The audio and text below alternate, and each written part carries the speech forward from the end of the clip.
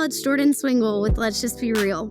In a world where we can put a spin and a filter on everything, this podcast is going to be raw and honest about all the things. And I do mean all the things. So, let's get to it.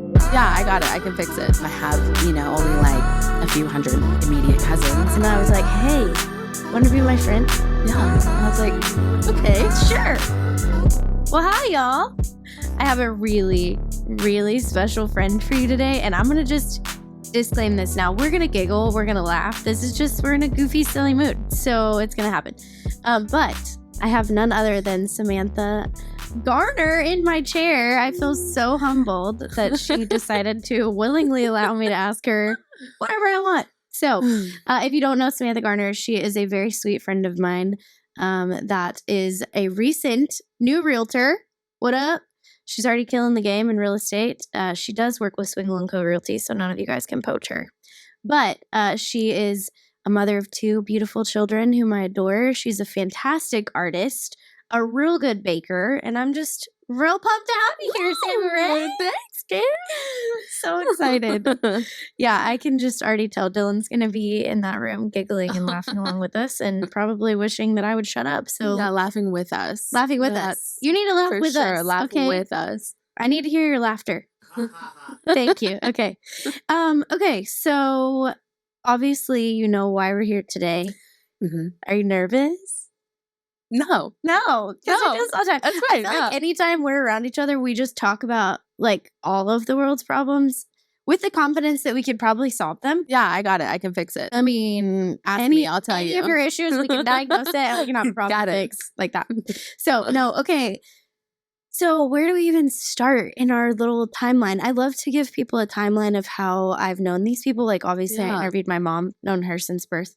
Mm-hmm. But so we became friends through my previous friendship with your husband. Yeah. Steven. Mm-hmm. Steve-O. Steve. We worked at Bedford Splash together in high school. And lo and behold, who knew? Who knew? Not I. Who would have thunk it? And we had one like random drinks date at Ron's in Bedford. Yeah. We weren't even living here. We were living in Nashville. Yeah. Wait, y'all were still living in Nashville when we did that? Yeah, I'm pretty sure. We were in Nashville. We were just here visiting. And I was like, hey, want to be my friend? Yeah. I was like, okay, sure. That is such a vulnerable place to be in as a grown woman, to be like, hey, I wanna be your friend. And so we're gonna talk about that today because I feel like you're really good at that. How did you get so good at that? I don't know. It's a question for Jesus. No, I don't know. I feel like I've always had a fairly easy time making friends. I love people. I love listening to people. So like whatever anyone is ever willing to tell me about themselves, I'm like, you're like, give me the tea. I need the chisme right now. Yeah. Yeah, I will say that you're probably one of the best listeners that is to date in my life. And Lord knows I need a listener because I like to talk. But no, I think that's something that I've learned from you is just like intentional friendship and that kind of stuff. And so with that, let's talk about our questions. Okay. I wrote down questions. Like I say in every podcast, I do send these questions to them beforehand. So I'm not shocking you with anything. Now, will I pivot and say something you're not expecting? Probably. But that's okay. Okay, so let's talk about your friendships in childhood and growing up because we've had conversation about this and our similarities in like, not always being received the way that we want to be received as a younger woman, figuring out our bearings and stuff. So talk to me about your early childhood relationships, how that fed into your adulthood. Like, how did relationships as a kid impact the way that you make friends now?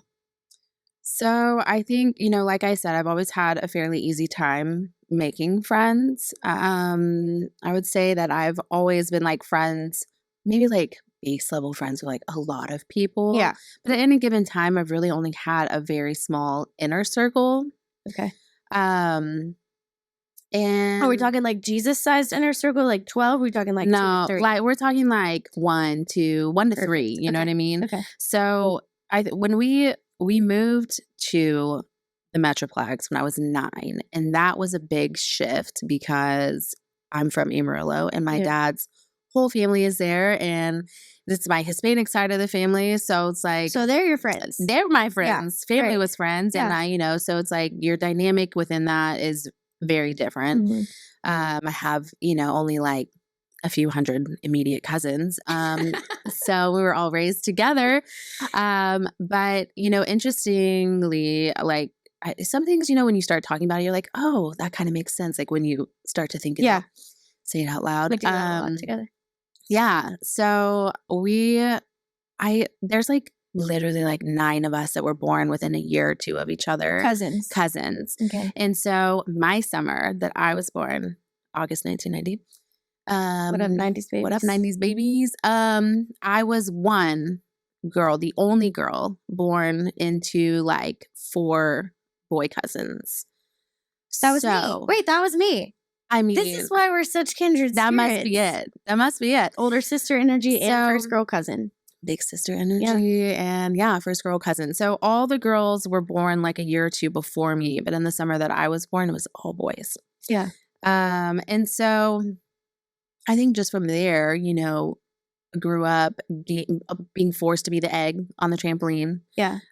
Terrible, right? Paintball guns, like just anything that was like much too rough for a dainty little girl like myself. Yes. But you adapt. You have to. You're like, I want to play. So I'm Tonka trucks and that's what I'm playing. Absolutely. Like, all right. Yeah. So, and then I think that just kind of established like, well, this is the way that I hang out with people. I'm playing sports. I'm like running around outside until it's dark. And I think when we moved here, like that's what I did in our neighborhood that I grew up in. It was like all the kids were just out all the time. Right. Pre-cell phone days. So it's like, you were just like, the glory days. Literally. You're like, bye mom, bye dad, see you later. See you never. And I mean, the thought of that now, I'm like, terrifying. How are we alive? Truly, how are we alive? Never. No. I don't know. It's because we're like little gangs running around the neighborhood. My kids' hands in Target and I'm like, don't even look at anybody else. I see, no, but because we would literally just walk around from friend to friend's houses, like collecting our little posse. Like, you want to go play basketball, up at the park. And so, that's what we did. And that was great and easy because you're kids. But you grow up rough and tumble and then you transition over to a city that has girly girls, right? Yes. Like you're not in Amarillo, you're not with your Hispanic family, like you're with a new group of people. Like how did that transition? Well, so that's what I was saying. Like elementary years, it still was fine, right? All the kids are still just about playing. Like we're playing. I had lots of girlfriends that also were out playing basketball and playing soccer up at the fields and in the neighborhood that, all together. Transitioning into high school was a little less graceful. I always say sent. I got sent to a private school. Yeah. My sophomore year of high school. I was banished. No. Might have had a slight problem with authority, but that's a story for another time. But no, so it's actually growing up at church. My parents actually decided to send me to this private school because of the relationships that they had, like long-standing friendships with families that went to church with us. Yeah. Now those families happen to have sons. So when I got to high school, I knew all the guys. I knew all the guys. And I didn't know that apparently they were the cool guys. I don't know. I had known them since like 6th grade, church camp, and it just happened to be the guys that I knew. Right. You know what I mean? If any of the girls would have gone to that church with me, I would have known them too. Right. That wasn't the case. So that was a little interesting transitioning into that setting. Just being a public school girl, there was definitely like a stigma attached to that, which is really wild. And I don't know if it was like me being naive. I just didn't realize, or because I was just at public school. Right. So you're desensitized to a lot more. Yeah, I think the dynamics of your peers is just very different. Right. And a lot of the kids that were in that private school had all grown up together, had all gone to that school together since elementary. Right. So stepping into that as a girl, an outsider, and then only having friendships with a handful of the guys there did not make for a super warm welcome. But I mean, I had friends. I was I had a lot of friends, I think it was just always like maybe arm's length away for the girls. Like I think it broke barriers and to a certain extent. Yeah. And And but then so taking that, I feel like high school is really formative for me. I think it's formative for everyone, but I think it was formative for the relationships that I pursued after high school. And then like realizing, oh, wait, that wasn't a healthy relationship or friendship that I was in. And they actually didn't love me for who I am, or like, those feelings of that stuff. So like, how did after high school, because obviously we all know the stigma of like, oh, she only hangs out with the guys and blah, blah, blah. Like everybody knows a girl that's like that. Yeah. And unfortunately, a lot of times they just either have all brothers. Like I have 3 brothers. Like I can hang and, watch sports with the best of them. But then I also love my girl time, right? But like there was always that stigma of a girl that, only wanted to hang out with the guys and what was she up to and da-da-da. When most of the time I was just like, man, I just don't want to sit around and gossip with the rest of you. Or like it wasn't even so much as that I wanted to only be friends with the guys. It's like, high school girls, like they don't let you in. If they don't want to let you in, you're not getting in. You don't have pink nail polish and a Coach bag? Oh my God. Do you remember when Coach bag was like the thing? If you didn't have that little tiny Coach bag, tiny one. Look at us. I'm like, man, I was raised by a single mom. The closest I got to Coach was on an airplane. Okay? Like I did not. The ones I sold at the mall, no, it was like that was Louis Vuitton, the white ones that had like your initial on it. God. You know what I'm talking about? Yeah. Yeah. Girls are rough in high school. And it's unfortunate. And I think that also going to a private school, and a whole nother element of that was, I think that was my first time experiencing using like the Bible as a source of judgment. Yeah. It's real hard when we're young. And I think just then in high school was established to me, it's like, wow, people will use these things to publicly, like, I mean, just to be honest, like shame me at times. Like there were some pretty mean things done to me in high school on a public level for everyone else to see. And that's like, which is so the opposite of what the Jesus would want. Right. And then, just things that were also going on behind the scenes, but that it's like, well, use that to hold yourself accountable too. Yeah, the speck in the log, my sister friend. Yeah. So, I mean, all is well. But going into college, I think I was just so spiritually exhausted, like emotionally taxed. Being on the defense all the time. All the time. And so when I got to college, I was just like, I just didn't, I don't think really valued female friendships. Yeah. I went to college with one of my childhood friends, and she was enough for me. Shout out Charlotte B. I love Charlotte. Who doesn't love Charlotte? No, I've never met a person who doesn't love Charlotte. Anywhere Charlotte is, it's a blast. It's a blasty blast. So, I was good. And I think that was also something that didn't push me to seek a ton of other friendships, because my core people were like ride or die. Yeah, like they knew solid everything there was to know about me. There was no judgment. It was just like, yeah, I got you. Like, right. And that's all I needed. And so at a very deep level, like my people that knew me had me. Yeah.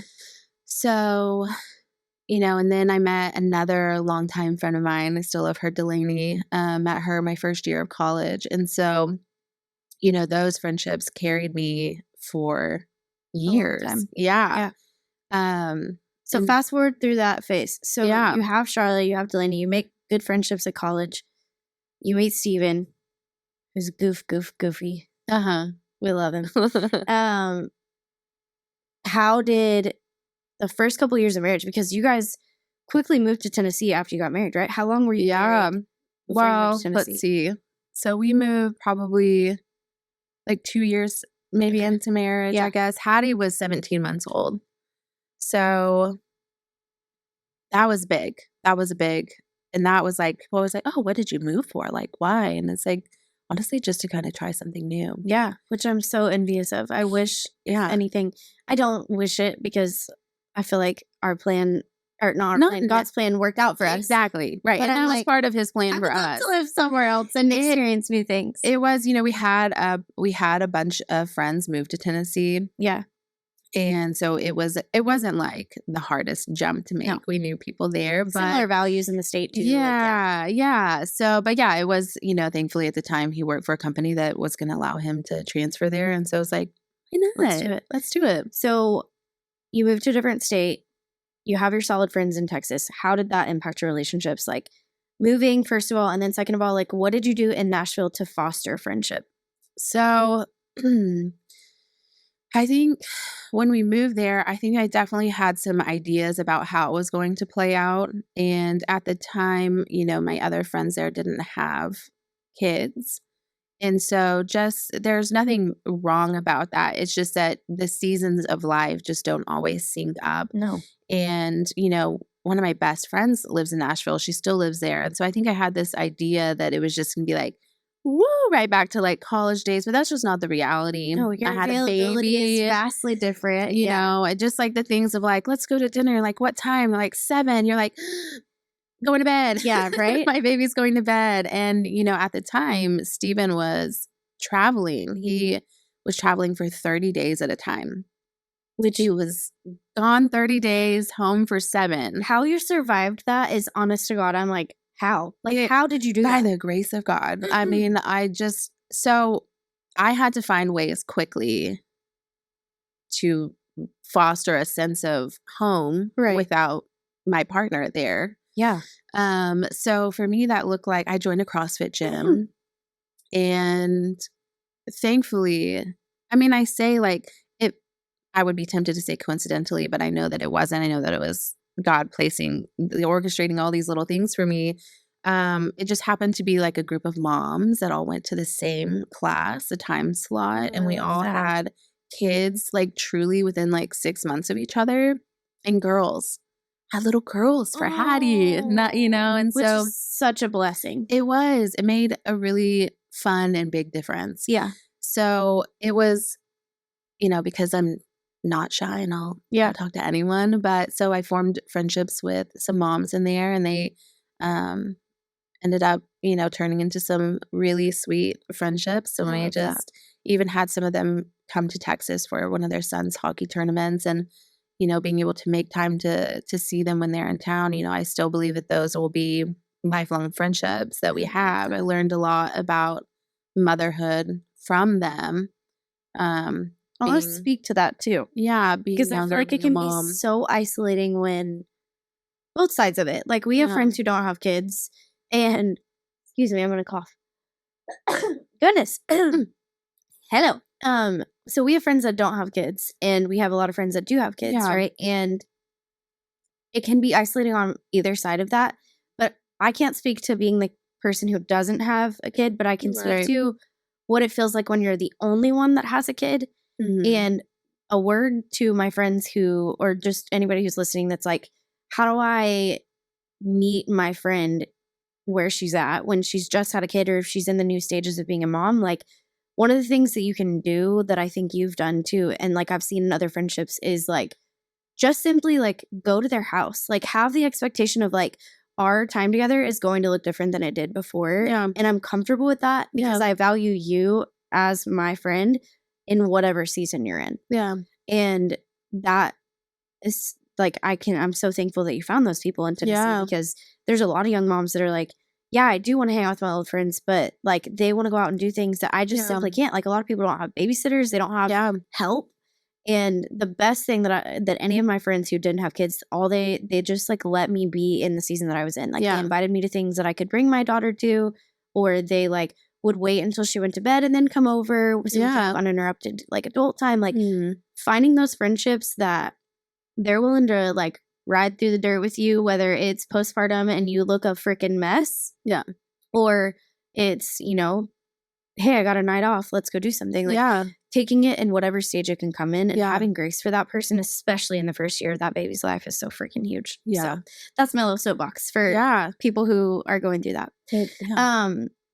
So one of the reasons I wanted to have you on is because I do feel like you've been such an intentional friend, and I just really, really value that. And I think in our age, it's really hard as women to like put ourselves out there and to, make new friendships that are long lasting. And, I feel like something you've done really well is just fully immerse yourself and like ask questions and get to know people. Like I feel like when someone sits with you, like you're so good at just being like, okay, tell me your entire life story and I am locked in and I want to know all the things. And you remember things and you recall to mind those things in later conversations. And I really admire that because I move at the speed of light. And we always talk about this, like how we use this analogy, like in our friend group too, is very unique. All of our husbands have known each other for years and years and years. And, you know, we kind of all got forced into this friend group, not forced into it, but like, I know what you mean. Yeah. I say it like that. Yeah.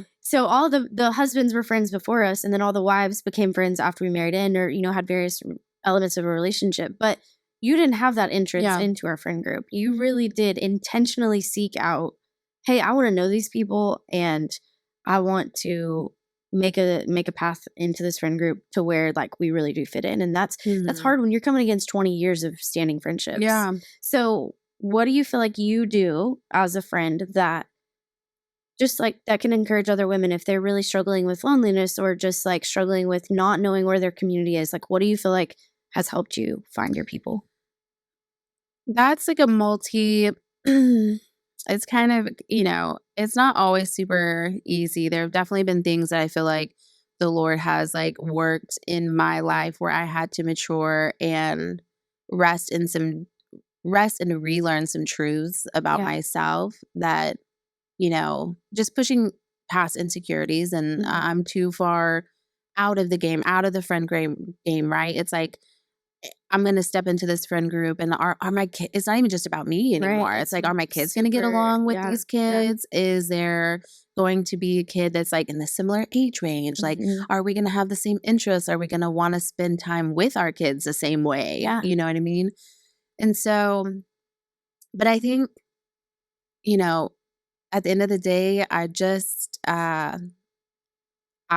am going to put the energy out there and just hope that somebody picks it up. Yes. You know what I mean? Yeah. So I'm like, I've scooped it up with both arms and clung to it. You know, and look where we are. So I'm just like, I think that's the thing is like, and so if it's a two-part thing, right? Be willing to put yourself out there and do it with sincerity. I think I think for me, it's not like, I am who I am and that's what I'm going to give to you. Yeah. And so, there have been many times where that is not received or received at the level that I wanted it to be or that I hoped for it to be. You know, I mean, I've entered in seasons of friendships that I thought were going to last for, you know, withstand all the seasons. And sometimes they just don't. Yeah. And that's okay. Yeah. You know, that's okay. Yeah. Well, I think that too, people can read that you're genuine. People can read when people are disingenuine. Like, we have some sort of radar in our hearts of like, okay, this person's being like authentically kind and they really want to get to know me.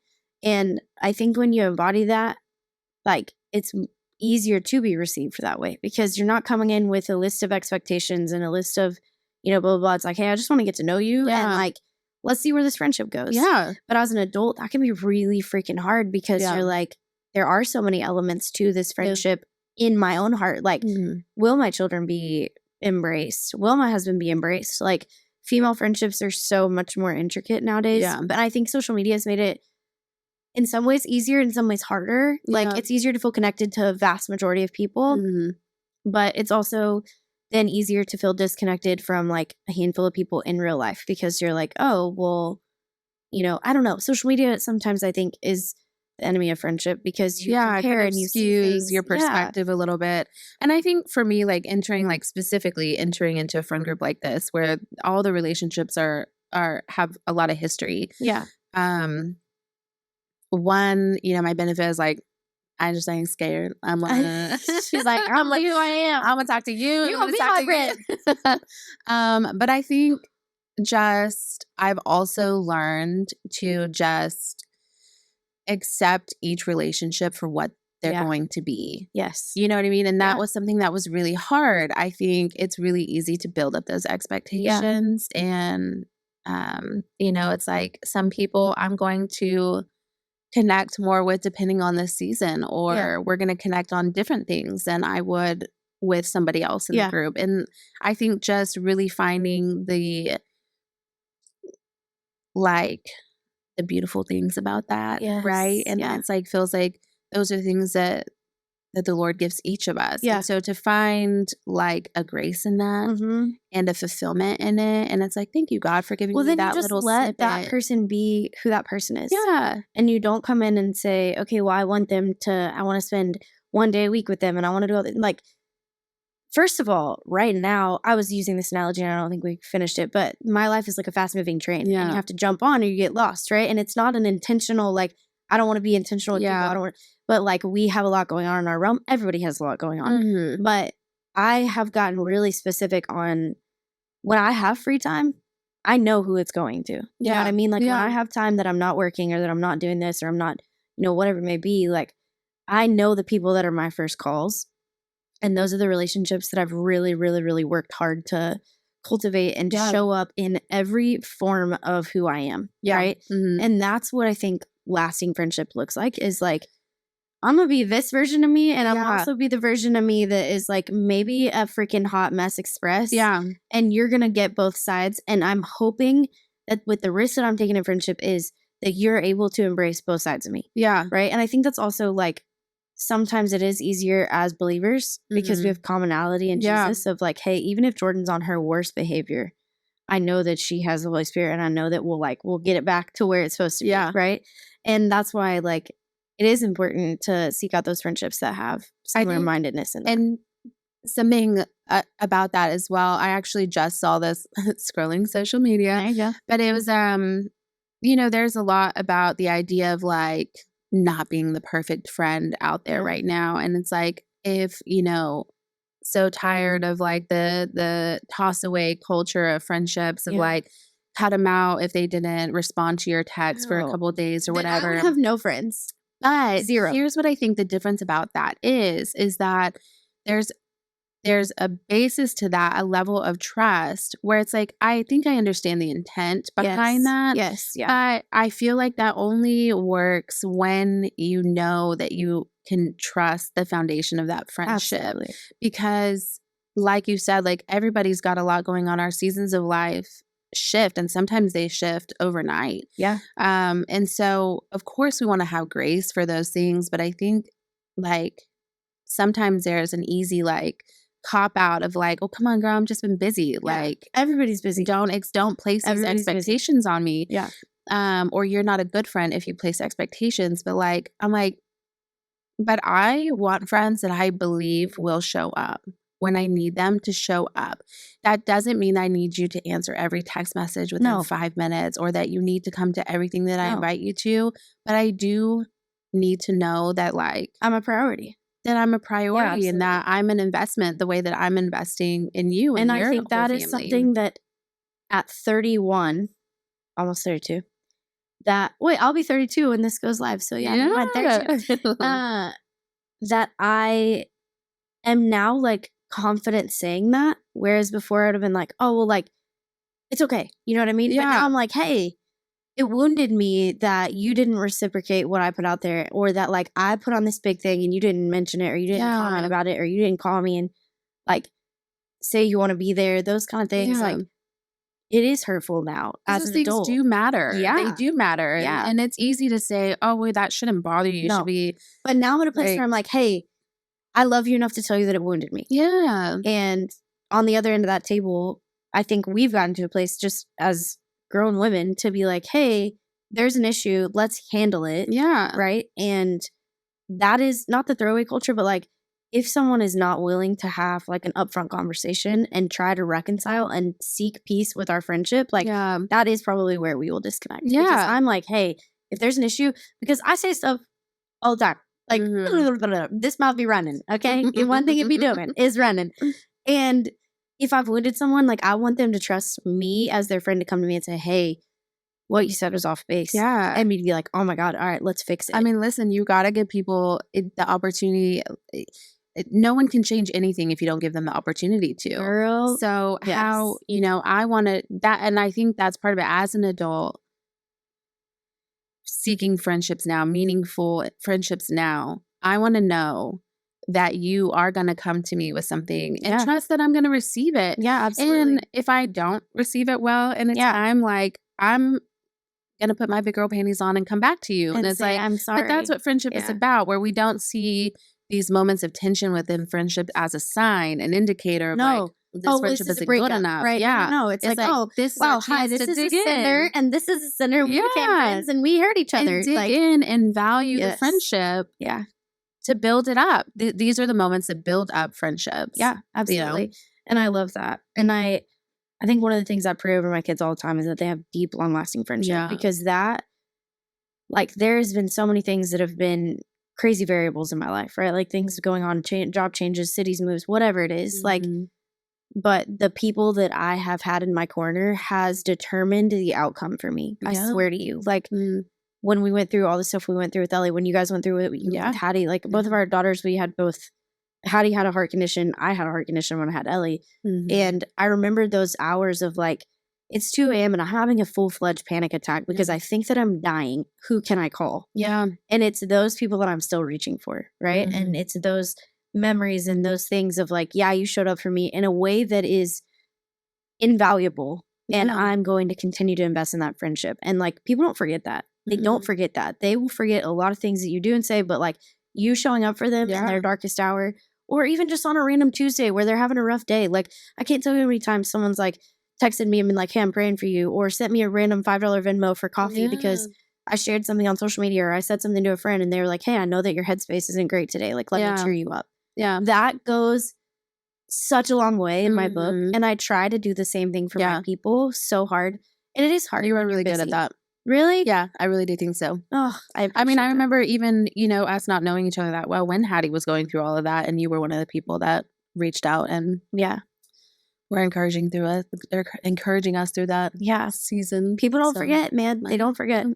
Well, I love that. I think you're a wonderful friend, and we talk about this all the time, but I feel like you have shown me just intentionality that like you're not ever too busy to make a new friend, and there's always room at the table. And I've always been like that. Like, I'm like, yeah, come up, like come with me.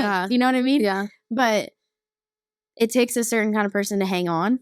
You know, with my lifestyle and our big group of friends, and it's wild and it's crazy, and there's 100 kids around at all times, and like that's not everybody's cup of tea. Like, I know it isn't. It's a ride. The people that stick, and they're in a black hole and they never leave. Okay, so let's talk about your last year, because your last year, your family went through a lot of really awesome changes. Also, just like growth in general. Yeah. So, what have you implemented in the last year that has brought you growth, both like in your jobs, in your family, and your spiritual life? Like, what do you think has shifted in you and in Steven that has just made this like turn? Well, so when I was reading not that there was like a drastic turn. No, to be made, I know. But like, you know what I mean? I know. Yeah, you're like down in the dumps. You're on, you know, drugs and all. We were spiraling. Yeah. No. I didn't mean it like that. No. But when I read that question, I was like, it was really sweet because I told Steven that was one of the questions, and it was actually really sweet. We were driving home from dinner last night and just like reflecting on our, you know, we're coming up in February. We'll have, you know, finished our 9th year of marriage. Woo-hoo! And so that's a huge achievement. It is. And so it's just being able to reflect through the 9 years, you know, what, like 11, 12 years that we've been together. Like it was really sweet to just kind of like think back on how to answer that question. Yeah. How do we get to this point where like someone would even recognize a shift and, you know, getting the opportunity to speak about it. And so it's like, it's been a lot of things kind of predicated on discipline and obedience in other seasons of life, in our other seasons of our marriage. Yeah. So, and going all the way back to the move to Nashville, I think was our first like real act of like the Lord speaking something to us and us acting in obedience on it. Yeah. And so I think like it's really just been like a culmination of like a lot of things that I feel like the Lord has spoke to us over the years. Like I was just thinking, it popped up obviously from New Year's Day that my 2019 word was thrive. Thrive in your friendships, thrive in your endeavors, thrive in your health. And those things certainly were true to an extent, those coming up years in Nashville. But it's like, it's just like, it's like I feel like the Lord has been like whispering these little promises, and they've just been building and building and building over the years. And so the things that we're seeing in this past year are things that have been prayed over us, and things that I've prayed over Stephen, that he has prayed over me since we first got together. Ooh. And it's like, to me, it's like, it's such evidence that it's like sometimes the Lord doesn't always answer prayers right away. No. Sometimes not even within months or a year. Sometimes it's 8 years. Sometimes it's 9 years. And it's been really sweet to just see like the discipline of faith. Mm-hmm. We've walked through some rough seasons, and as newlyweds, like when you're learning each other, you think you know everything, and it's always the other person's fault. Always. It still is. No. But and then you have kids, and you restart that sanctification process, and you're like, I thought I was gonna be the perfect parent. I thought you were gonna be the perfect parent. Turns out we're not.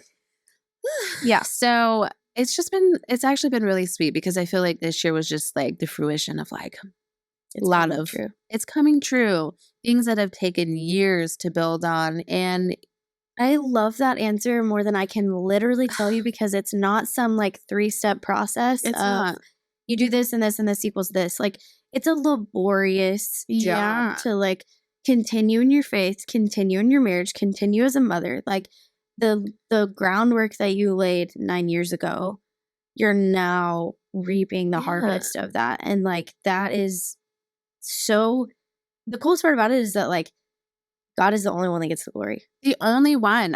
Because that's the only one, because when you ask what changed, what have you done differently? The answer is nothing. Right. We've been doing everything the same. We've been taking these things as they've been put on our hearts and trying our darndest to honor that. Yeah. And so in this year, it's like we reached like a mountaintop, and the Lord was like, all right. Yeah. Right? What a beautiful place to be. Good and faithful, and like, man, God is faithful, and sometimes it's a long time coming, and sometimes it comes with a lot of pain. Yeah. Lots of like great moments, and sometimes a lot of trial and error, and sometimes a lot of heartbreak. Well, I love that. So I love that you're in a healthy season, and I always think about like I'm such a doom and gloom in my brain. Sometimes I'm like, everything's great now. What's coming? But you don't have that, I don't think. Like, I think that you really are present in the moment, and like you are just appreciating what God's doing, and that's really encouraging to me to watch you guys just be like, nah, God's just been faithful. Like, just simple, to the point. Like, we've done the same things, we've been obedient, we've tried to like, make changes where changes need to be made. And also, like, I want to give Stephen credit, because I think that a male's role in leadership in the home is so vital. I didn't have that growing up, and I have it now watching Dylan. And when they're healthy, and when they're kind and gentle in their leadership, and they honor the Lord, like, man, we freaking love that. Like, we love to be like, yep, tell me what to do, because it makes you know what you're doing. Like, I trust you. Like, I trust that you're doing what you need to be doing. I mean, if anything, this is an encouragement to women. Like, pray for your spouse, pray for your husband, because some of these things that I'm seeing in Stephen, like, that come alive, it's literally everything that I knew that I was saying yes to in my heart. Yes. When I said yes. Yeah. I mean, and the boy was 19. Like, that's a lot of faith. Lord Jesus. He was 19 when y'all got engaged? He might have been. He was 20. Oh. He was a baby. A tiny baby. Yeah. I mean, okay. Now, it's not like I'm an old lady, okay? No, like, but you were a little cougar. A little bit. There are some months of the year that I'm 3 years older, but that's neither here nor there. But but he's come a long way. He's come a long way. And I mean, and I truly mean that. It's like I won't go into the whole backstory, but there was a time when Stephen and I broke up, and I was like, never getting back together with him. No way. Taylor Swift over it. Yeah, right. Over it. Not going there. And then probably like 8 months later, God was like, yes, you are. Mm-hmm. Yes, you are going and there. You're going to spend eternity. And you're going to call him back. And you're going to invite him over. And you're going to say sorry. Yeah. And if you know me, no, I'm not. That's I don't the want one to say it. like, I don't want to say sorry. But it was, I just like, I feel like the Lord gave me a very distinct vision of him. And so to watch this all like Come to come truth. come to truth. And like, we've seen little glimpses over the years and like, it's like, but just him right now in this season, this little turning point that he's reached, it's been really sweet. I can attest to that. It's been really sweet. It's been cool to be his friend when we were kids and now be his friend as an adult and be like, wow, you really grew into the things that we all loved about you. Like God has just refined them and like made them what they were meant to be. And he's such a good husband to you and such a good dad to your kids. And I love watching it so much. I love it so much. Okay, one more question and then I will let you get out of the hot seat. Two questions. What's just one simple thing? What is one thing you're wanting to see from your friendships and relationships in 2024? I think just more of a realness. And it seems kind of funny to say. I promise you didn't pay me to say the word real. Yeah. But I mean, truly, I think just at this point, and in this season, coming into this group of friends, like I feel like the friendships have flourished because each person has just been willing to give it out, to like put it out there for somebody else to pick up. Yeah. And that's, it's like honesty, like be honest with me. Yes. I think honesty is probably the biggest thing. Like just be honest. That's something you value more than anything. Like honesty. And I agree. That's totally probably why we click so well, because we do just speak freely with one another. And we're able to, I value that so much because I'm like, man, I can handle your ugly. Like I can handle the ugly. Like you ain't gonna shock me, I promise. I mean, I think, and I don't think that I would have been able to put that word to it until recently that it is like honesty. Yeah. But I think it is because like I can handle it. Yeah, I can handle it. Like I can take it. And if you can take it, if you're willing to, I'm like, I'm not going to beat you up. No. Not like, I love my people. I love my friends. So I just want to know that you're willing to be honest. Yeah. I love it. Okay, now, what is one funny memory from us? I feel like we do so many things and we laugh really hard all the time. And we haven't been friends for like 10 or 15 years, but I want to ask everyone this question because I think maybe I'm a narcissist, but I love to relive. What's your favorite memory with me? What's your favorite thing about me? Tell me right now. Now, what's one funny thing that we've done together? Well, I think it is when I was thinking about, I was like, well, I pretty much like almost pee my pants every time we're together. And it's like over nothing. Like to repeat it to somebody else, I'd be like, it doesn't make sense. Why was that funny? Yeah. You had to be there, I guess. Yeah. I don't know. You had to be one of the funny ones. Oh my God. What Steven said the other day. No, and when we were at the movies, what were we laughing about the movies? No, that's what we were laughing about. Steven said that, and this is like, you have to understand Steven and I's communication. We're very like upfront. We've always been like, I say exactly what's on my brain and so does he. And so that doesn't always come across to other people. But he was like, Sam, I really think Jordyn likes you. And I was like, it's like, bro, we've been in this friendship for how many years? And you're just now like, no, she actually like really. Yeah, I think she actually likes you now. I think she likes you. And you're like, yeah, I know. I've spent because I'm likable so many days with her in the last week. Every single like, what do you mean? No, I think that's like, but I think it's like also like there's certain things that make you feel like we're kindred to people. Yeah, and that is even just like I think our circumstances, while not the exact same, I think we grew up in a similar way. Yeah. And so sometimes that's just like a fun little callback. Yeah. It's like we've evolved to this moment now. Praise God. But like, but we came up rough stuff. But I mean, to be able to drive home from a John Mayer concert and rap out Jagged Edge songs. They should just get married. Oh my God. At the top of your lungs with if somebody. Someone had seen us driving, they would have been like, who are these two white women literally headbanging to Jagged Edge and like why bumping? Do they know all of Jermaine Dupri's part? Like I just don't get me started. But those little things. I agree. I feel like every time we're together, we have a blast, and I love it. And I think that's something that, I think the whole purpose that I was like when I was thinking about questions for you was like man, I just want to leave women encouraged that like you're not in a season you're never too old to make a friend, first of all, and you're never too old to have like a flourishing friendship that's new and fun and like figuring it out about each other and being willing to do the fun and the ugly and the bad and the good, like taking it all in stride and just having fun while doing it. I've really freaking loved it. And I'm real thankful that you decided to hang around when I showed all my cards. You're like, all right, I guess we in this. There's another one. Let me put it in my pocket. There you go. All right. Well, I hope that you guys enjoyed that as much as I did. We love Samantha Garner. Go follow her on social media. She's an awesome realtor and an awesome chef and all the things. And hey, who knows? Maybe you'll be her friend too one day. Maybe. Bye. Hey guys, thanks for listening to my mom's podcast, Let's Just Be Real. If you enjoyed today's episode, please subscribe, like, follow, rate, and review so you don't miss any of these honest and amazing stories. For all the behind-the-scenes content, go follow my mom at Jordyn Swingle on Instagram. And as always, let's just be real.